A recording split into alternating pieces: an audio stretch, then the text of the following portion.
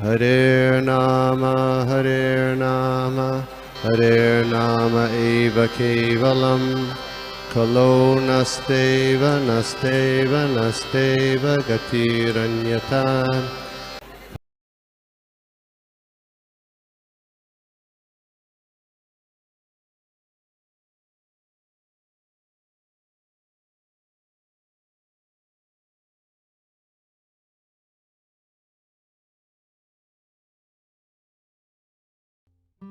हरे कृष्णा प्रभु जी, माता जी, दंडोत प्रणाम।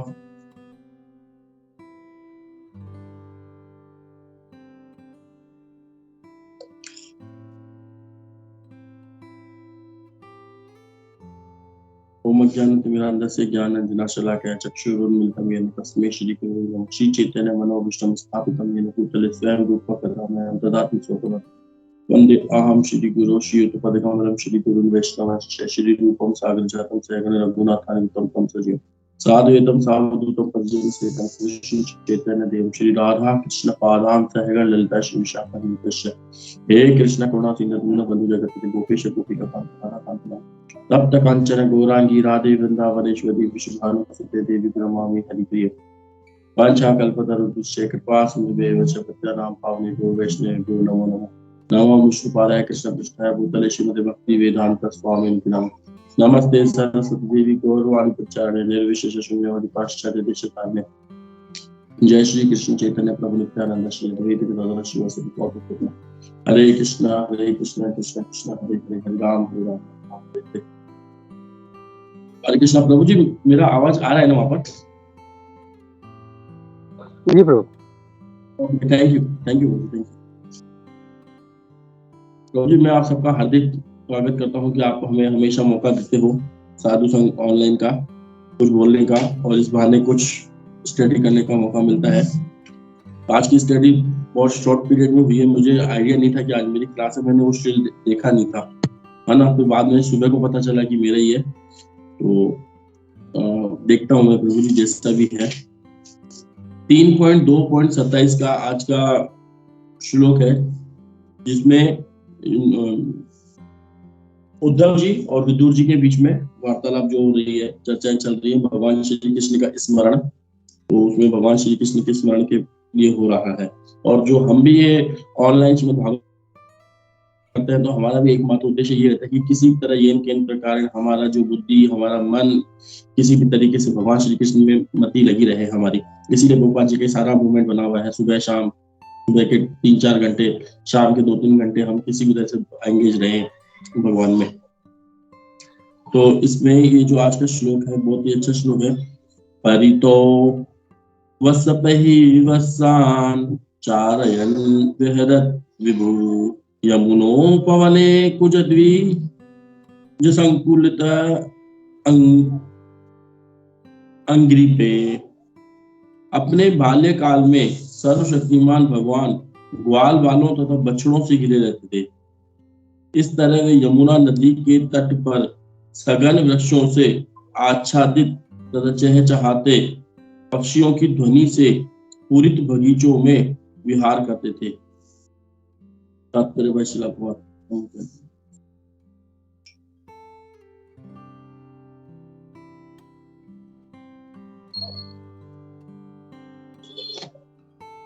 जैसा कि देखो, अभी हमने केवल भावार्थ पढ़ा है श्लोक का, तो उसमें लिखा हुआ है कि अपने बाल्यकाल में सर्वशक्तिमान भगवान ग्वाल बालों तथा बछड़ों से घिरे रहते थे।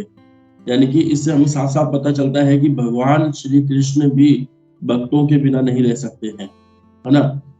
अपने बाल्यकाल से ही, बचपन से ही वो भक्तों के संग में रहते थे, जबकि भगवान अपना संग भी लेते हैं और उनका संग भी लेते थे। तो उसी तरह हमको भी यहाँ पे एक शिक्षा मिलती है कि हमें भी कैसे भी हमको अपना संग, हमें भक्तों का संग हमें रखना चाहिए। भगवान ये कर सकते हैं और दिखा सकते हैं। चैतन्य महाप्रभु भी सदैव अपने पार्षदों के साथ घिरे रहते थे, जहां भी जाते थे अपने पार्षदों के साथ रहते थे। वो 1, 2, 4 जितने भी रहते थे साथ में पार्षद। तो हमें यहाँ पे ये शिक्षा मिलती है कि हमें भी भक्तों का संग रखना चाहिए। ये हमारे लिए बहुत मतलब अच्छी है, एक भक्तों का संग होना चाहिए। तात्पर्य शिला जय शिला जी। नंद महाराज कंस के भूमिदत्त थे। किंतु जाति से वैश्य होने के कारण उन्होंने हजारों गौवें पाल रखी थी। वैश्यों का कर्तव्य है कि गौओं को सुरक्षा प्रदान करें, जिस तरह क्षत्रियों को मनुष्य को सुरक्षा प्रदान करनी होती है। चूंकि भगवान बालक थे, इसलिए उन्हें अन्य ग्वाल मित्रों के साथ बछड़ों को चराने का भार सौंप दिया गया था। ये ग्वाल बाल अपने पूर्व जन्म में महर्षि तथा योगी थे और ऐसे अनेक पवित्र जन्मों के बाद उन्हें भगवान की संगति प्राप्त हुई, जिससे वे उनके समान स्तर पर खेल सकते थे। ऐसे ग्वाल बालों ने यह जानने की कभी परवाह नहीं की कि कृष्ण कौन है, किंतु वे अत्यंत घनिष्ठ तथा प्रिय मित्र के रूप में उनके साथ खेलते थे। वे भगवान को इतना चाहते थे कि रात में भी वही सोचते थे कब बोर हो और वे भगवान से मिलकर एक साथ गौएं चराने जंगल जाए। तो यहाँ पे देखो क्या लिखा हुआ है, नंद महाराज कंस के भूमिधर थे, किंतु जाति से वैश्य होने के कारण उन्होंने हजारों गौएं पाल रखी थी, है ना। तो हजारों गौएं पाल रखी थी, लाखों गौएं उनके पास थी, हजारों। क्योंकि जब हम वो पढ़ते हैं दामोदर लीला में बताते हैं कि उनके पास 9 लाख गायें थी, है ना। इतना बड़ा उनका व्यापार था, है ना। इतना बड़े वो बिजनेसमैन थे और राजा भी थे वो नंद महाराज, है ना। और कंस के यहाँ पे बताया गया कि वो भूमिधर थे। तो यहाँ पर भगवान श्री कृष्ण ने हमको ये शिक्षा दी है कि भगवद गीता के 18.44 में यही बताते हैं भगवान कि कृषि गौरक्षा वाणिज्य, कि हमें किस तरीके से जो अपना बिजनेस क्या करना चाहिए, कृषि से संबंधित हमारा बिजनेस होना चाहिए जो सारे मानव जाति के कल्याण के लिए है। और गौवें रक्षा, गौ का रक्षा जो होती है वो भी भगवान हमारे मानव कल्याण के लिए बहुत ज्यादा उपयोगी है। और किस तरीके से ये है, और ये भगवान करके भी बताते हैं। भगवान की एक बहुत अच्छी खूबसूरती ये है कि भगवान जो भी चीज बोलते हैं वो करके भी दिखाते हैं। भगवान ने जो जो चीजें कही है, भगवान ने हमेशा ये कहा है कि हमें भगवद गीता में अनासक्त नहीं रहना चाहिए किसी भी चीज से। और ये ऐसा नहीं कि भगवान केवल हमारे ऊपर थोप देते हैं कि तुम ऐसा करो, लेकिन भगवान स्वयं उस चीज को करके दिखाते हैं। और भगवान ने कभी भी किसी चीज से अनासक्त नहीं रहे। वृंदावन जो इनका सबसे प्रिय है, 1 सेकंड में उन्होंने उसको छोड़ दिया। मथुरा, जिसपे वापस उन्होंने इतना उनको सब कंस को मारने के बाद राजा उग्रसेन को भी वापस बिठाया। ऐसा नहीं हम भी बैठ सकते थे। राम की भी हमें, जब भगवान श्री रामचंद्र की भी हम देखते हैं तो उन्होंने बाली को मार के सुग्रीव को वहां का राजा बनाया। ऐसे नहीं कि चलो उनकी नगरी में, वो यहाँ तक कि उस नगरी में प्रवेश तक भी नहीं किया, है ना। और सोने की लंका, रावण को मारने के बाद भी एक उनको थोड़ा सा भी ये आसक्ति दी थी कि इतना बड़ा राज्य मुझे मिल जाएगा, क्या अयोध्या जाऊं मैं तो यही सेटल हो जाता हूँ। नहीं, बिल्कुल तुरंत विभीषण को ही वहां का लंकेश बना दिया, है ना। तो भगवान श्री कृष्ण जो बोलते हैं, भगवान पूर्ण पुरुषोत्तम जो बोलते हैं, उनके कर्मों में भी वो चीजें होती हैं। हालांकि वो इन चीजों से परे है, लेकिन वो करके हमको दिखाते हैं। वैसे ही हमको कई बार ऐसा लगता है, हम तो अभी मॉडर्न सोसाइटी में रहते हैं, काऊ को कहाँ पालेंगे, गाय को कहाँ पालेंगे, कैसे ये वो। लेकिन भगवान ने देखो यहाँ पे करके भी दिखाया है। गायों को पालना कोई बड़ी बात नहीं है। श्रील प्रभुपाद के मिशन को आज चालू हुए 50-60 साल, 1966 से उन्होंने चालू किया है ना। 70 साल हुए होंगे ऑलमोस्ट। उस 70 सालों में देखो कितनी बड़ी क्रांति आएगी कि गायों को पालन के लिए कितनी बड़ी बड़ी योजनाएं चालू हो गई है ना। और ये प्रैक्टिकल करके भी हमको दिखने को मिल रहा है कि गायों के बिना हमारा जीवन नहीं है। और एक व्यक्ति, मैंने एक जगह सुना था कि जहां भी गौ पालन होते, उन्होंने कथा आई थी, उनमें ये बताया गया था कि एक गांव था, उस गाय ने काफी सारी गौएं पाल रखी थी। तो गांव ने एक दिन पता नहीं क्या हुआ, गायों ने अपने आप की जो बंधी हुई होती है जिस डोरी से, जिस रस्सी से, उन्होंने सारी गायों ने अपनी रस्सियां उड़वा दी उससे और दूर दूर भागने लगी।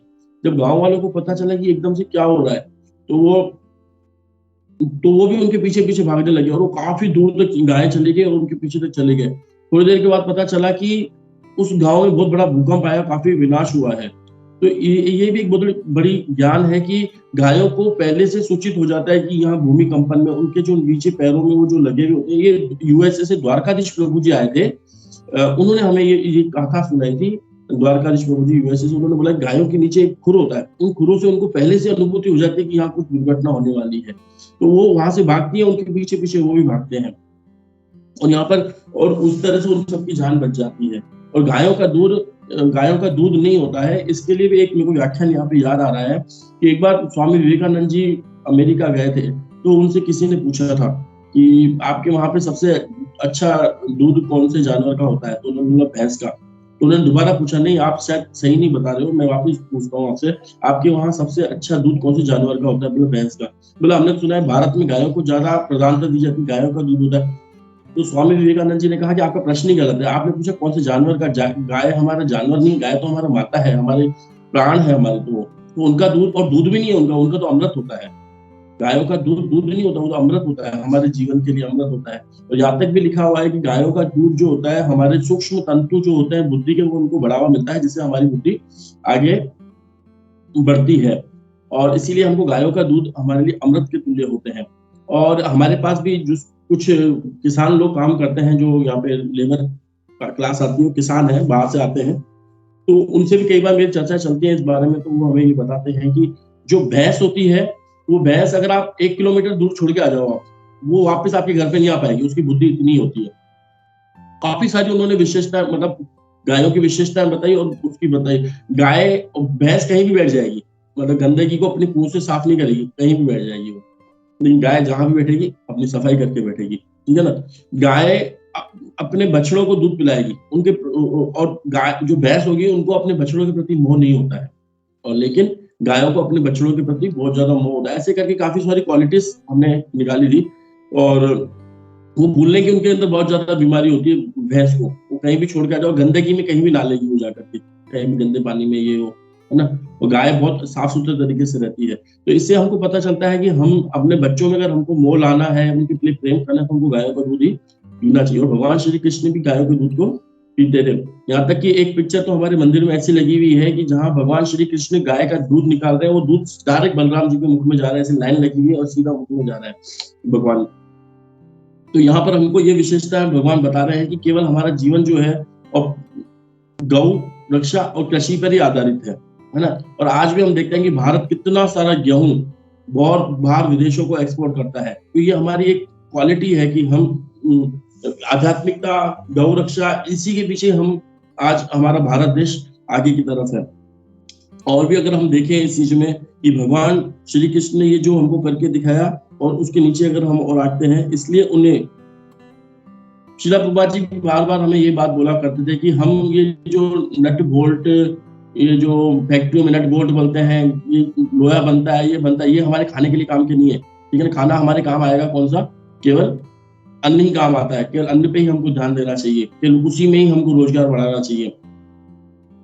और इसलिए उन्हें अन्य ग्वाल मित्रों के बछड़ों को चराने का भार सौंप दिया गया था। तो भगवान श्री कृष्ण भी जैसे बड़े हुए थोड़े से, तो उनको भी, और उस दिन शायद गोपाष्टमी मनाई जाती है, मेरे को ऐसे याद से आ रहा है, गोपाष्टमी उसी दिन मनाते हैं। उस दिन पहली बार भगवान श्री कृष्ण गायों को, उनको बछड़ों को चराने जाते हैं, क्या था, तो उसी दिन उसको गोपाष्टमी का त्योहार भी मनाया जाता है ना।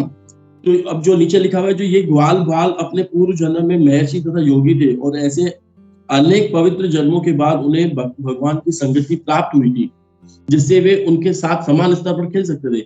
ऐसे ग्वाल बालों ने ये जानने की कभी परवाह नहीं की कि कृष्ण कौन है, किंतु वे अत्यंत घनिष्ठ तथा मित्र के रूप में उनके साथ खेलते थे। वे भगवान को इतना चाहते थे कि रात में भी वे यही सोचते थे कब हो वे भगवान से मिलकर साथ दोनों चराने जाए। तो यहाँ पर हमको क्या एक चीज देखने को मिलती है कि जितने भी ग्वाल बाल थे, ये सारे के सारे पवित्र जन्मों के बाद उन्हें भगवान की संगति प्राप्त हुई थी। और जैसा कि भगवान श्रीला प्रभुपाद जी के तात्पर्य में हम पढ़ते हैं, और जैसा हमको आचार्य बताते हैं कि इस संसार में जितने भी भक्त लोग बनते हैं, वापस भक्ति करते हैं, तो उनको एक बार भगवत धाम जाने से पहले ही यहाँ पर भगवान श्री कृष्ण की जो नित्य लीलाएं किसी ब्रह्मांड में चलती रहती हैं, उनके साथ यहाँ पर उनको प्रैक्टिकल कराया जाता है, और प्रैक्टिकल के बाद वो वहां पर जाते हैं। तो ये सारे के सारे महर्षि वो हैं जो यहाँ पर कई सालों से भक्ति कर रहे हैं, और अब वो परफेक्ट हो चुके हैं भगवत धाम जाने के लिए, और वो यहाँ पर लीलाएं भगवान के साथ नित्य लीलाएं करते हैं, वो पवित्र हो चुके हैं। अब यहाँ पर हमको एक चीज समझना पड़ेगा, पवित्र हमें किसे कहते हैं? पवित्र शब्द, जैसे कि हमारी शरीर है, और शरीर में किसी न किसी प्रकार की हमको बीमारी रहती है ना, यानी कि हम अपवित्र रह जाते हैं। सुबह को भी उठते हैं तो हमारे 9 द्वार होते हैं, उनमें से कुछ न कुछ हमको मल गंदगी निकलता रहता है, तो हमसे अपवित्र हो जाते हैं, हमारा शरीर अपवित्र हो जाता है। और हमारे शरीर के अंदर कोई वायरस घुस जाता है तो भी हम अपवित्र हो जाते हैं, बीमार हो जाते हैं, है ना। तो हमारे शरीर की बीमारियों को तो हमें पता चलता है, पूरा WHO भी पूरा इसी के पीछे कार्य करता है, लेकिन WHO इनके पीछे पूरा कार्य करता है, लेकिन हमें देखना पड़ेगा कि किस तरीके से हमारी आत्मा के ऊपर भी कोई एक प्रकार का बीमारी लगी हुई है।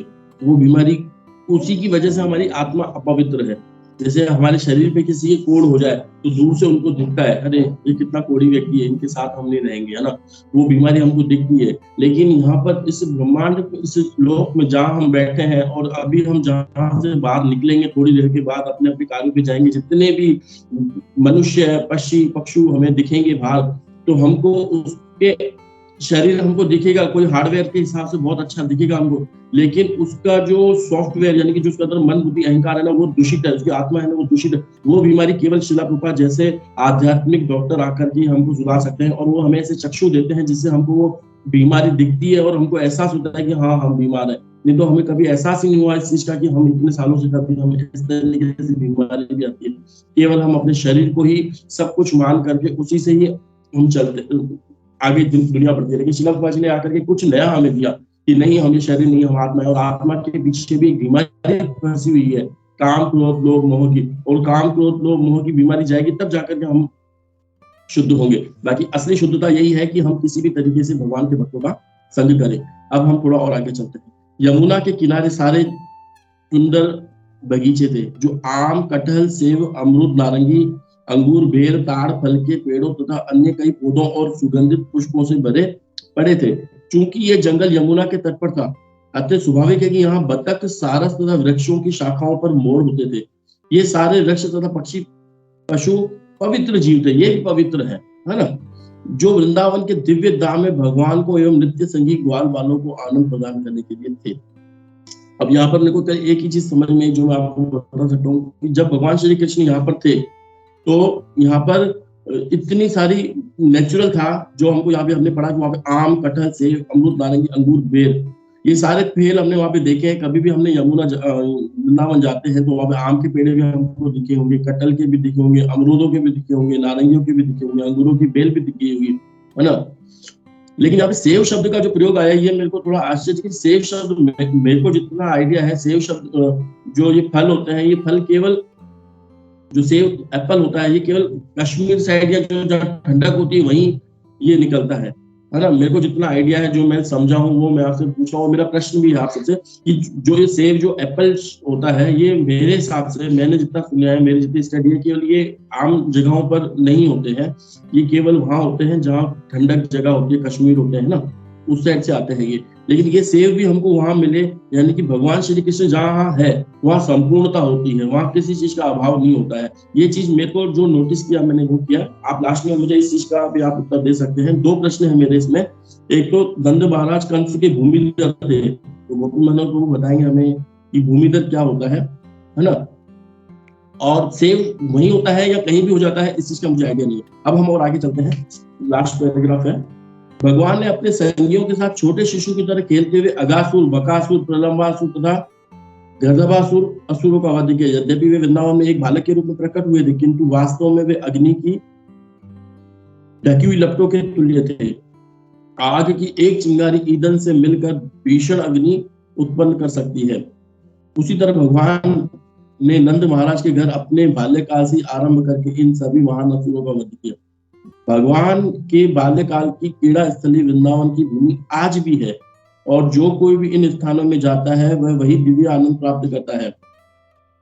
यद्यपि हमारी अपूर्ण आंखों को सदेह दृष्टिगोचर नहीं होते, श्री चैतन्य महाप्रभु ने भगवान की इस भूमि को भगवान से अभिन्न बतलाया। चैतन्य महाप्रभु ने बताया, श्री चैतन्य महाप्रभु ने भगवान की इस भूमि को भगवान से अभिन्न बतलाया।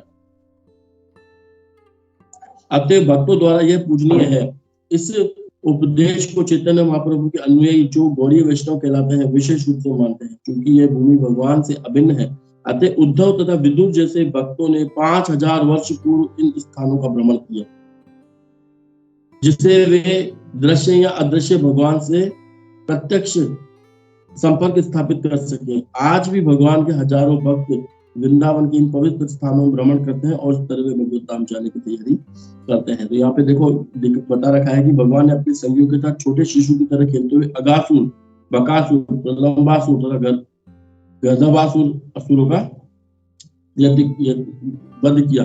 यहाँ पे आचार्य बताते हैं हमें कि जिस तरीके से हमारे जो मामा होते हैं वो हमें खिलौने बेचते हैं, तो इसी तरीके से कंस भी अपने इनके लिए खिलौने बेचते थे, लेकिन वो खिलौने भगवान को पसंद नहीं आते थे और उनको तोड़ मोड़ करके उनको फेंक देते थे, है ना।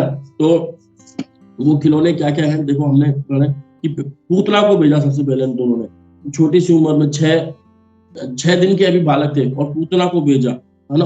और इससे पहले वाले श्लोक में भी पूतना का वर्णन है कि किस तरीके से उन्होंने, 1-2 श्लोक पहले हैं कि किस तरीके से उन्होंने पूतना को माँ का दर्जा दिया, है ना। तो भगवान श्री कृष्ण की क्वालिटी है ये कि भगवान श्री कृष्ण किसी में कमियां नहीं देखते हैं, वो देखते हैं कि तुमने मुझे किस तरीके से माँ की तरह, ओह भला मैं उनसे अधिक दयालु किसी और की शरण में कैसे ग्रहण करूंगा, जिन्होंने उस असुरनी पूतना को माता का पद प्रदान किया, यद्यपि वह कृतज्ञ थी और उसने अपने स्तन से पिलाए जाने के लिए घातक विष तैयार किया था।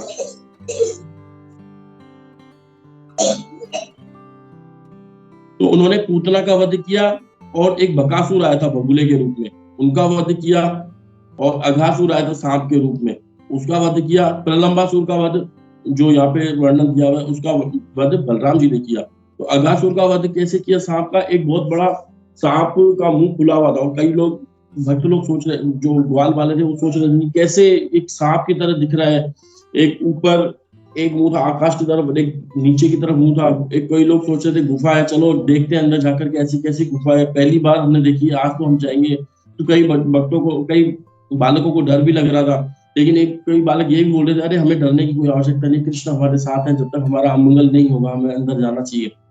और जब वो सब अंदर घुसे तो ऊपर देवी देवता असुर सब तक हैरान हो गए थे, आखिर क्या होने जा रहा है, आज पता नहीं क्या होगा।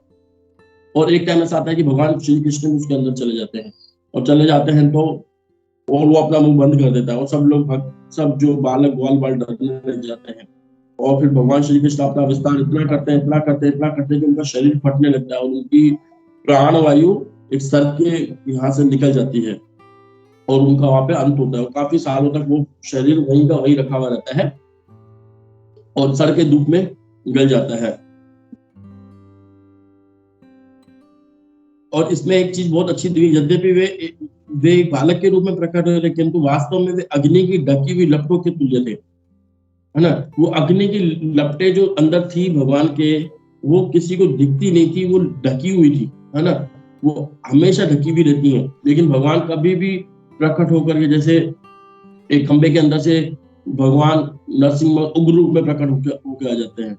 तो ये नहीं है कि भगवान को क्रोध होना पड़ता है, मतलब कि क्रोधित होने के लिए, वो हमेशा उनके अंदर वो क्रोध का भाव रहता है, लेकिन वो प्रकट कहाँ करते हैं, जहां उनको आवश्यकता होती है। हमको तो गुस्सा लाने के लिए अभी हमारे अंदर एकदम से हम चाहें तो हमारे अंदर गुस्सा आना चाहिए, आएगा नहीं, हमको स्थिति उत्पन्न करनी पड़ेगी। लेकिन भगवान को ऐसी जरूरत नहीं है, भगवान हम हमेशा जब चाहे कर सकते हैं और ढके हुए रहते हैं उन चीजों से। आग की एक चिंगारी ईंधन से मिलकर भीषण अग्नि उत्पन्न कर सकते हैं। उसी तरह भगवान ने नंद महाराज के घर में अपने बाल्यकाल से आरंभ करके इन सभी महान असुरों का वध किया। और देखो यहाँ पर एक चीज क्या लिखी हुई है, महान असुरों का वध किया। श्रील प्रभुपाद जी लिख रहे हैं महान असुर, असुर का भी महान होता है क्या? हाँ, असुर भी महान होते हैं। जो भगवान श्री कृष्ण से लड़ने के लिए आते हैं वो कोई अरे गहरे तो होंगे नहीं, है ना। तो भगवान की भी ये लीलाएं होती हैं कि वो ऐसी शक्ति दे करके वो बेचते हैं। जैसे इसका अगर एक छोटा सा अगर हम उदाहरण लें चेस गेम का, है ना। अब चेस गेम जब दो जने खेलते हैं तो दोनों को बराबर का आता होगा ना, तो ही खेलने में मजा आएगा। बाकी एक व्यक्ति तो बहुत अच्छे से खेल रहा है और एक व्यक्ति को आता ही नहीं और तो ठक उसको हरा देगा, बोलेगा यार तेरे साथ अच्छा होगा। बिल्कुल बराबर की टक्कर होनी चाहिए। तो वो भी एक आस्वादन है। जब हम देखते हैं भौतिक जगत में भी, जब हम कोई गेम खेलने जाते हैं तो उसमें बराबर की टक्कर की पार्टी चाहिए होती है ना। अभी या हम ये देखें कि क्रिकेटर में दो पार्टियां बराबर की जब क्रिकेट में खेलती है तो ही उनको आनंद आता है। कोई चलती फिरता कोई बच्चा जाएगी सचिन के पास या महेंद्र धोनी के पास, मैं तेरे साथ खेलना चाहता हूँ, उसको मजा नहीं आएगा। बराबर की पार्टी होनी चाहिए। तो भगवान के अंदर भी ये भाव आता है कि यार मैं भी भगवान थोड़े 2-4 करके आऊं नीचे जा करके। तो 2-4 करने के लिए अब उनको कोई व्यक्ति बराबर का तो चाहिए ना। तो 2-4 करने के लिए वो फिर अपने ही भक्तों को ऐसी लीलाएं करने के लिए बेचते हैं कि वो बिल्कुल दिखता ही नहीं, ऐसा लगता है कि तो बिल्कुल। लेकिन भगवान के सभी ये नित्य पार्षद होते हैं, जय विजय कंस, और वो उनके बराबर उनके ऐसी शक्ति देते हैं जिससे उनको बराबर उनका आनंद भगवान को मिले। तो यहाँ पे वही लिखा है, उसी तरह भगवान ने नंद महाराज के घर में अपने बाल्यकाल से महान असुरों का वध किया। ये महान असुर है, भगवान भी महान है। तो जब भगवान महान है तो उनको लड़ने के लिए महान असुर ही चाहिए होंगे ना। है ना। छोटे मोटे से उनको लड़ने में क्या मजा है, बॉडी कोई वो डब्ल्यू क्या होता है वो जो गेम होता है उसमें भी अगर कोई बहुत बड़ा पहलवान हो, उसके आगे कोई छोटा सा बच्चा ले चल जाए कोई 3-4 साल का, तो उनको मजा नहीं आएगा, ऐसे क्या लड़ूंगा, मेरी और इज्जत खराब होगी, तुम उसको ले जाओ हाथ जोड़ के। कोई बराबर का हो ना, जिससे लगे कि जो हमसे जीत सकता है उसी से ही हमको मजा आएगा काम खेलने में ना। कोई कॉम्पिटिटर भी हो, अगर हम इसका एक और उदाहरण लें, बिजनेसमैन भी हो, कोई कॉम्पिटिटर भी हो, तो कोई छोटा मोटा आएगा ना, उसके साथ आनंद नहीं आता। जब वो ऊपर बढ़ने लग जाता है ना, फिर लगता है कि इसके साथ अब करने में मजा आएगा ना। और एक फिल्म भी याद आ रही है, मैं आपको शेयर कर देता हूँ, अगर आप सब लोगों ने देखी होगी, लेकिन भौतिक बातें नहीं देखनी चाहिए। बहुत शुरू में जब हम तो स्कूल से जुड़े हुए थे, बेटा पिक्चर आई थी, तो उसमें अरुणा ईरानी और माधुरी दीक्षित रहती हैं, तो वो दोनों की टक्कर चलती है, सास बोलती है मैं बड़ी और बोलती है मैं बड़ी, दोनों में अच्छी खासी टक्कर चलती है। वो फिल्म भी देखिए तो आपको अच्छा लगेगा। तो वो सास बोलती है कि तू जानती नहीं है कि तू कितने बड़े डेंजर खेल से खेल रही है। तो वो भी बोल देती है कि माता जी, जब तक खेलने वाला सामने वाला डेंजर नहीं है तो खेलने का मजा ही किस बात का। तो यहाँ से भी हम इस चीज को भगवान की लीलाओं से जोड़ सकते हैं। तो भगवान के बाल्यकाल की क्रीड़ा स्थली वृंदावन की भूमि आज भी है, और जो कोई भी इन स्थानों में जाता है वह वही दिव्य आनंद पाता है। यद्यपि भगवान हमारी अपूर्ण आंखों को सदैह दृष्टिगोचर नहीं होते, है ना। देखो यहाँ पे ये लिखा हुआ है कि आज भी भगवान का धाम है, और आज भी जो वहां जाते हैं उनको वही आनंद प्राप्त होता है। भगवान हमारी अपूर्ण, हमारे पास जो आंखें हैं वो पूर्ण नहीं है, अपूर्ण है ना, क्योंकि हमारी भौतिक आंखें हैं। पूर्ण आंखें आत्मा पूर्ण है, भगवान का अंश है, और भगवान पूर्ण पुरुषोत्तम है, लेकिन अभी हम उस अवस्था में नहीं है। तो आंखों को देह के साथ हमको दृष्टिगोचर नहीं होते हैं भगवान, ठीक। लेकिन जो भी देखो, आज वृंदावन बहुत भक्त लोग जाते हैं, है ना, बहुत भक्त लोग जाते हैं वृंदावन। लेकिन जो प्रभुपाद जी के मूवमेंट से जुड़े हुए हैं, श्रील प्रभुपाद जी के मूवमेंट से जुड़े हुए हैं, और जो शुद्ध भक्त हैं, वो जब जाते हैं वहां पर तो उनको वही आनंद मिलता है ना। लेकिन कई लोग ऐसे घूमने के हिसाब से भी चल जाते हैं, चलो एक बार वृंदावन का नाम सुना है, जाते हैं, उनको थोड़ी बहुत कृपा मिलती होगी, लेकिन उनको वो आनंद नहीं मिल पाता जो आनंद सानिध्य में मिलता है, श्रील प्रभुपाद जी के सानिध्य में मिलता है। जब हम जाते हैं तो वहां पर हमको लगता है कि साक्षात भगवान श्री कृष्ण बलराम यहाँ खड़े हैं, कैसे यहाँ पर उन्होंने रमन रीति में लीलाएं की, निधि वन में उन्होंने, आज भी वो लीलाएं उनकी चल रही है। एक जो शुद्ध भक्त है, गुरु परंपरा में है, वो उस चीज को समझ सकता है। यद्यपि हमारी आंखें अपूर्ण आंखों को सदैह दृष्टिगोचर नहीं, ऋषि चैतन्य महाप्रभु ने भगवान की इस भूमि को भगवान से अभिन्न बतलाया है। चैतन्य महाप्रभु बता रहे हैं कि ये भूमि और भगवान में कोई फर्क नहीं है, इसलिए हमको जब भी हम वृंदावन जाए तो हमको सबसे पहले प्रणाम करना चाहिए। हमको उस धरती पर पांव रखने से पहले, उस पावन भूमि पर पांव रखने से पहले हमको प्रणाम करना चाहिए उस धरती का, जिस पर हमको श्रील प्रभुपाद जी की कृपा से आज हम वहां पर जा पाते हैं। अतः भक्तों के द्वारा ही पूजनीय है, भक्त उनकी पूजा भी करते हैं। इस उपदेश को चैतन्य महाप्रभु के अनुयायी जो गौड़ीय वैष्णव कहलाते हैं विशेष रूप से मानते हैं, क्योंकि यह भूमि भगवान से अभिन्न है ना। अतः उद्धव तथा विदुर जैसे भक्तों ने 5000 वर्ष पूर्व इन स्थानों का भ्रमण किया था, जिससे वे दृश्य या अदृश्य भगवान से संपर्क स्थापित कर सके। आज भी भगवान के हजारों भक्त वृंदावन के पवित्र स्थानों में भ्रमण करते हैं। देखो यहाँ पर श्रील प्रभुपाद जी की लास्ट लाइन हमको समझनी होगी, आज भी भगवान के हजारों भक्त वृंदावन के इन पवित्र स्थानों में भ्रमण करते हैं और इस तरह भगवत धाम जाने की तैयारी करते हैं, है ना। तो अब देखो, अगर भगवत धाम यानी कि वृंदावन, नीचे वाले शब्द को अगर हम उसको वैसे पढ़े, आज भी भगवान के हजारों भक्त वृंदावन के इन पवित्र स्थानों में भ्रमण करते हैं और इस तरह वृंदावन में जाने की तैयारी करते हैं। अगर हमको बैक टू गॉड भगवान के धाम भी जाना होगा तो भी हमको इन धामों में जाने की आवश्यकता है, अपना संपर्क बनाने की वहां पर आवश्यकता है ना। यहाँ पर बोल करके मैं अपनी वाणी को विराम देता हूँ, और काफी यहाँ पे वैष्णव सीनियर भक्त हैं और काफी कमियां रही है इसमें, तो कृपया आप इसको और आगे करके इस श्लोक को अच्छे से बताइए प्रभु जी। हरे कृष्णा।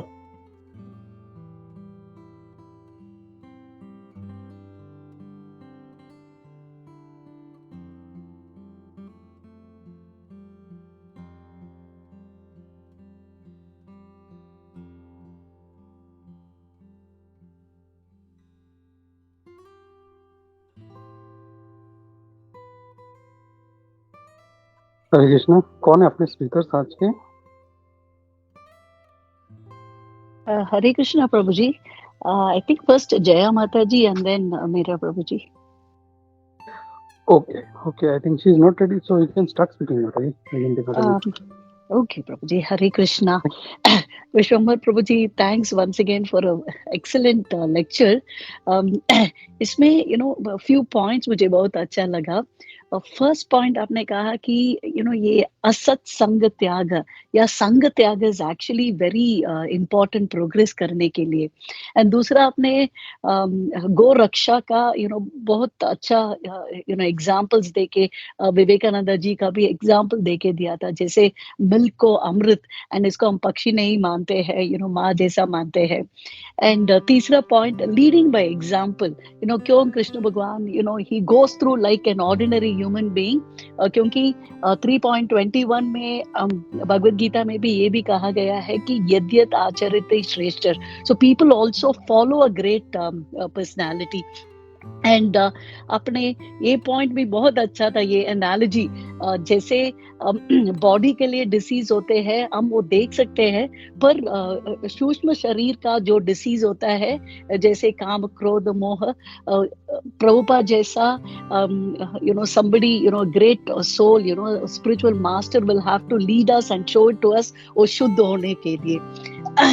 देन वो एनालॉजी भी बहुत अच्छा था. एंड प्रभु जी आपने वृंदावन का डिस्क्रिप्शन भी दिए थे. एंड ये एक्चुअली पढ़ने से इतना कैन एक्चुअली इमेजिन इतना ब्यूटीफुल वृंदावन है. एंड जब हम जाते हैं थोड़ा ये भी can take this realization and see Vrindavan. And एक और पॉइंट जो आप एंड में बताए थे अबाउट लैंड, चैतन्य महाप्रभु कह रहे थे कि वृंदावन धाम इतना पवित्र है, श्रेष्ठ है. It is actually equal to the Lord himself. Actually जब हम यात्रा वृंदावन जनरली जाते हैं, यहाँ the instruction that we get his धाम को बहुत रिस्पेक्ट करना चाहिए.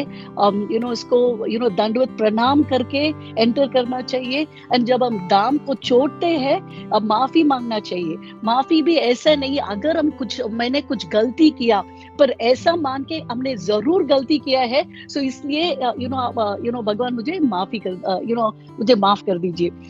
यहाँ ये वर्ष में पर्पॉट में इसका सिग्निफिकेंस मुझे रियलाइजेशन आया, क्योंकि धाम इज एक्चुअली इक्वल टू भगवान. जैसे हम भगवान को मर्यादा देते हैं, प्रार्थना करते हैं, द सेम वे धाम को भी हमें ट्रीट करना चाहिए. ये पढ़ने से मुझे वो रियलाइजेशन आया प्रभु जी. मुझे एक्चुअली एक क्वेश्चन है. फर्स्ट लाइन में भी पर्पॉट का फर्स्ट लाइन में भी there is a mention that Nand Maharaj वैश्य है. So is because of this caste, उसका responsibility is to maintain the cows and to protect the cows. पर प्रभु जी एक वो पास टाइम है ना, और एक इंसिडेंट है वेर परीक्षित महाराज वो जब Kali Purush is killing is about to kill a cow, Parikshit Maharaj अपना तलवार को उठा के उसको मारने के लिए जाता है. सो मुझे ये जिज्ञासा है कि प्रभु जी किसका रेस्पॉन्सिबिलिटी है गाय को प्रोटेक्ट करना? बिकॉज यहाँ it is mention that Nand महाराज जो वैश्य कास्ट में है वो प्रोटेक्ट करना है, या क्षत्रिय लोग का रिस्पॉन्सिबिलिटी है प्रभु जी? I will stop with that question. If I can share your thoughts, Prabhuji, it will be great. Hare Krishna. Thank you. हरे कृष्णा माता जी, धन्यवाद, प्रणाम माता जी. आपने ये चीज बहुत सही कही. मैं पहले जो आपने बोला था मैं उस पर एक बार आता हूँ कि मैंने तो ये जरूर बताया कि हमें जाते हैं तो हमें प्रणाम करना चाहिए उनको, भगवत धाम को. लेकिन एक चीज को आपने इसको पूर्ण कर दिया कि जब हम इस भगवत वृंदावन धाम से 2-3 दिन की यात्रा करके जब वापस जाते हैं तो हमें उनसे माफी मांगना चाहिए. हमें जरूर हमसे कुछ ना कुछ अपराध हुआ होगा. तो ये भगवान श्री कृष्ण आपके माध्यम से मुझे इस चीज को और आपने अच्छा सा सिखाया, क्योंकि मैंने एक पार्ट बोला, दूसरा पार्ट आपने बोला, तो हम कंप्लीट हो गए इस चीज में. और माता जी यहाँ पे लिखा रखा था कि नंद महाराज कंस के भूमिधर थे, किंतु जाति से वैश्य होने के कारण उन्होंने हजारे गौएं पाल रखी थी. तो माता जी यहाँ पे ये है कि उन्होंने गायों को पाल रखा था, गायों को प्रोटेक्ट करते थे, है ना. लेकिन जो क्षत्रिय होते हैं उन्होंने जब कहीं जाएंगे, पहले पहले के टाइम पर जो राजा होते थे ना, तो राजाओं के उनको जैसे हमारे देश की जितनी भी संपत्ति है, या पशु है, या मनुष्य है, या गाय है, या इवन डॉग भी, तो वो सारा की सारा सुरक्षा का आभार क्षत्रियों के ऊपर हुआ करता था कि सुरक्षा उनकी वही हमको देंगे, है ना। तो अगर किसी देश में अगर कोई काऊ भी अगर कोई मार रहा है, तो क्षत्रिय का पूरा पूरा अधिकार होता था कि वो उसको बचाएंगे, है ना। और यहाँ पर जो पालने की बात आ गई माता जी, यहाँ पे पालने के लिए क्या रखा है कि जो उनका व्यापार जो ऐसा हुआ करता था कि जो ये क्षत्रिय वैश्य थे, जो ये नंद महाराज थे, जो वैश्य थे, व्यापारी थे, बिजनेसमैन थे, तो वो किस तरीके से दूध को बेच करके या दूध से आदान प्रदान करके, गेहूं वगैरह इधर से आदान प्रदान करके अपना चलाते थे। लेकिन जो क्षत्रिय थे उनका कार्य होता है रक्षा करने का। जब उन्होंने साक्षात देखा कि एक कलयुग बैल को मार रहा है जिसके 3 पैर पहले से टूट चुके हैं, तो उन्होंने देखा कि ऐसा मेरे राज्य में क्यों हो रहा है, तो उन्होंने उसको कड़ा दंड दिया। कड़ा दंड देने के बाद उस समय वहां पर उनको कोई स्थान ही नहीं मिला कि जहाँ पे वो रह सके। और लेकिन यहाँ पर जो वैश्य की बात रखी, प्रोटेक्शन का मतलब है कि हमको उनको प्रोटेक्शन देना। जैसे कि अभी हम किसी गायों को पालेंगे, है ना, तो गायों को पालेंगे तो उनको हम रक्षा दे रहे हैं, उनको सुरक्षा दे रहे हैं। लेकिन कोई व्यक्ति अगर आकर के उस पर आक्रमण करता है तो हम जरूर पुलिस को बुलाएंगे, क्षत्रियों को बुलाएंगे। देखो हम तो उनसे नहीं लड़ पाएंगे, हमारे अंदर इतनी शक्ति नहीं है। हमारे पास तो ये टेक्नोलॉजी है कि हम गायों को कैसे लड़ सके, लेकिन लड़ाई करने की टेक्नोलॉजी हमारे अंदर नहीं है। मैं तो इतना ही समझ पा रहा हूँ माता जी, इस गिरीश गोपी और प्रभु जिधर है वो और अच्छा हमको समझा सकते हैं इस विषय में। हरे कृष्णा माता जी।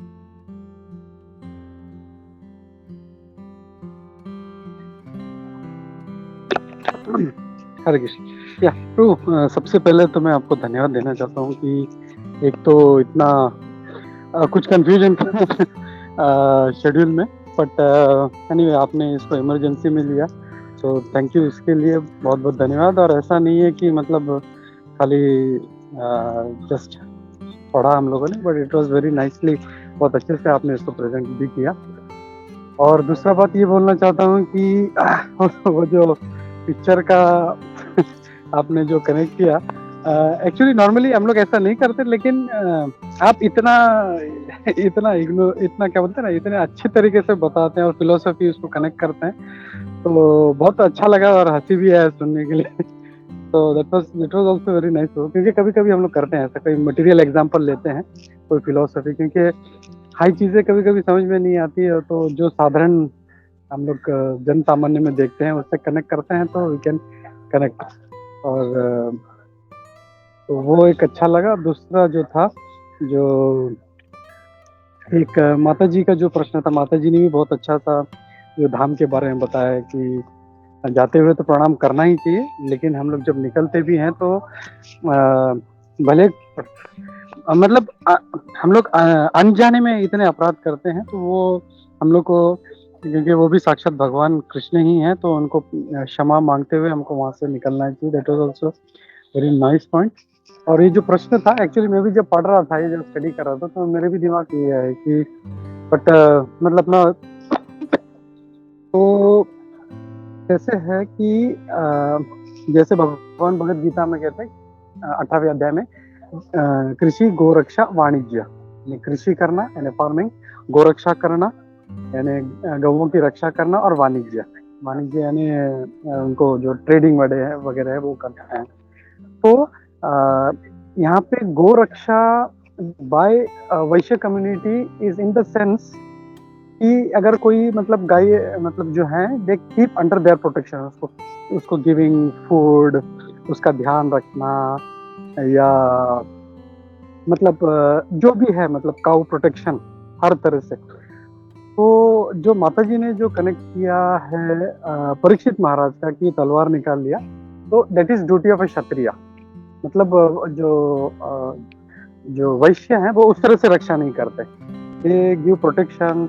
जैसे कोई गाय घूम रही है, उसका कोई नहीं है देखने वाला, तो ही will take under his gaushala, take care of him, food, everything, massage वसाज जो भी है, everything will take care, cleaning. तो वो उस तरीके से रक्षा करते हैं। और जब कोई मतलब गाय पे हमला करता है, then that is duty of a kshatriya. Kshatriya is not suppose to protect only human beings, but even कोई पशु पक्षी है उसके ऊपर भी अगर कोई अत्याचार हो रहा है तो वो क्षत्रिय का ड्यूटी है, he has to protect that. So that was very nicely done by Parikshit Maharaj ने जब देखा कि गाय पे और बैल पे जो जो वो कली पुरुष जो है वो हमला कर रहा था, तो इमीडिएटली उसको रोक दिया.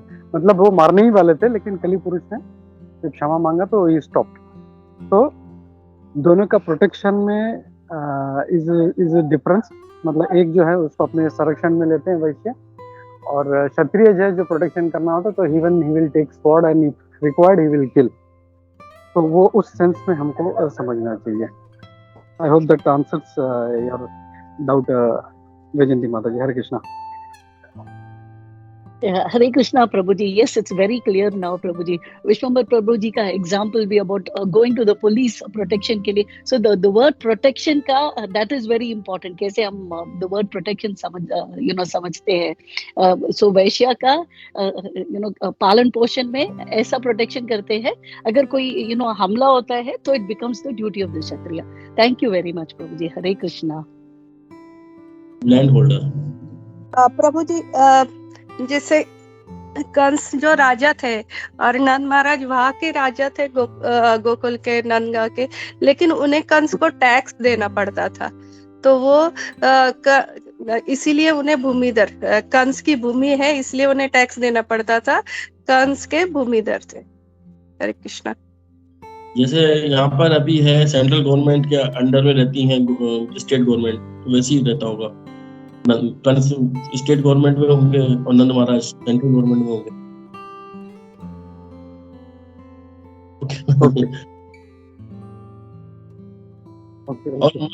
और एक ये भी था कि ये मेरा सेब जो होता है, एप्पल जो होता है, ये वहीं होता है ना जहाँ कश्मीर साइड में जो होते हैं, जो ठंडक इलाके होते हैं, वहीं उत्पन्न होता है ना ये सेब. या करेक्ट हो गया. ये सेब जो है ये सिर्फ ठंडे प्रदेशों में है. और यहाँ पे लिखा हुआ है यमुना किनारे के सारे जंगल सुंदर बगीचे थे, जो आम, कटहल, सेब शब्द जो लिखा है, तो इससे हमको साफ साफ पता चलता है जहाँ भगवान श्री कृष्ण है वहां पर पूर्णता ही रहेगी. वहां पर कुछ भी असंभव चीज नहीं हो पाएगी. भाई यहाँ पर तो ठंडक नहीं है, सेब नहीं आएगा, लेकिन भगवान चाहे वो कुछ भी कर सकते हैं. वो आध्यात्मिक जगत है. हरे कृष्णा. या करेक्ट हो. मतलब भगवान है तो उनको मतलब उनके लिए ऐसा कुछ लिमिटेशंस नहीं है कि ऋतु ये होना चाहिए या ऐसा क्लाइमेट होना चाहिए. भगवान है तो ये सब ऑटोमेटिकली वहाँ पे आ जाता है. तो या दूसरा देखिए, अगर हम लोग जो थे वहाँ पे और एक जो लिखा है, एक और जो फ्रूट है पाम फ्रूट, यानी जो ताड़गोला होता है. तो ये नॉर्मली जो मतलब जो समुद्री एरिया है ज़्यादातर वहाँ पे होता है मेरे ख्याल से. तो लेकिन अगर हम देखें यहाँ पे तो वृंदावन में वो भी था. और जैसे जो धेनुकासुर था उसने वो कब्जा करके रखा था वो एरिया. हरे कृष्णा. कुंजेश्वरी माता जी कुछ बताना चाहते. जी प्रभु. भागवतम के प्रथम स्कंद के में द्वारका का वर्णन आता है, द्वारका के बगीचों का वर्णन आता है. उसमें भी ऐसे है कि जहाँ पर भी भगवान होते हैं ना, वहाँ पर ऐसे फूल और फल होते हैं ना जो पृथ्वी पर एक जगह और एक ही समय में वो सब फल, मतलब अगर आम चाहिए ना तो आम सिर्फ हमें गर्मी में मिलेंगे, लेकिन वहाँ पर भगवान के बगीचे में कभी भी जब चाहे तभी आम मिलेंगे और जब चाहे तभी सेब मिलेंगे. कोई भी फल कभी भी मिल सकता है.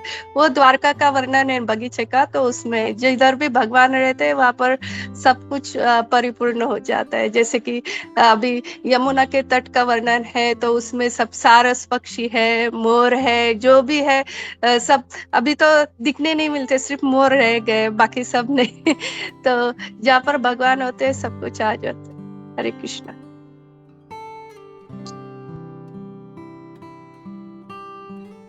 एक चीज ऐड करनी है, मैं कर सकूं क्या माता जी, समय हो तो? जी.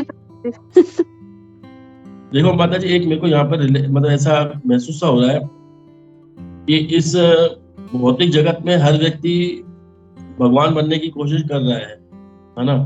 और तभी वो नए नए तरीकों से हर सीजन में वो चाहता है, कुछ ऐसा करके दिखाना चाहता है कि हर सीजन में आपको हर सब्जी मिल जाएगी, है ना, हर सीजन में आपको आम भी मिल जाएगा। और आजकल कुछ ऐसा होने भी लगा है कि हर, जैसे दामोदर देश में हम देखते हैं कि हर चीज हर समय मिलती है, लेकिन हमने वो चीज कर तो ली, भगवान की तरह बनने की कोशिश कर तो ली, लेकिन उसका रिएक्शन क्या है कि हम ज्यादा बीमार से होने लगे, ज्यादा समय से पहले बूढ़े से होने लगे। एंजॉय तो किया हमने बहुत ज्यादा, हमने गेहूं उत्पन्न करने की कोशिश तो की, लेकिन यूरिया वगैरह डाल करके सब कुछ करने की कोशिश तो की, लेकिन हमने जो नकल की ना, कहते हैं नकल में भी अकल की जरूरत होती है।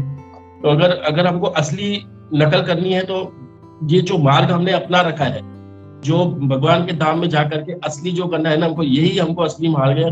भगवान को छोड़ करके हम भगवान बनने की नकल करेंगे, और हर मौसम में सेब भी चाहिए हमको। जैसे अभी सर्दी चल रही है हमारे इस एरिया में, तो यहाँ काफी अच्छी सब्जियां मिलती हैं, मतलब ग्रीन सब्जियां काफी अच्छी होती हैं, और सब जगह एक्सपोर्ट भी होती होंगी, इम्पोर्ट भी होती होंगी ना, एक दूसरी जगह से।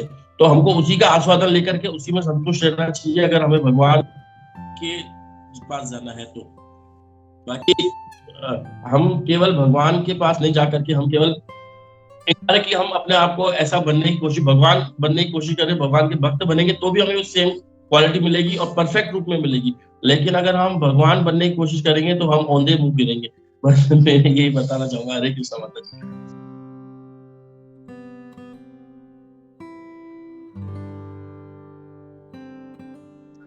हरे कृष्णा, धन्यवाद प्रभु। बहुत अच्छा पॉइंट है कि हम लोगों को मतलब कोशिश करते हैं, है ना, लेकिन ऐसा हो नहीं पाता। तो थैंक यू प्रभु। तो बहुत बहुत धन्यवाद फिर से एक बार, और हम लोग रुकते हैं यहाँ पे और नरसिंह आरती लेते हैं प्रभु। हरे कृष्णा।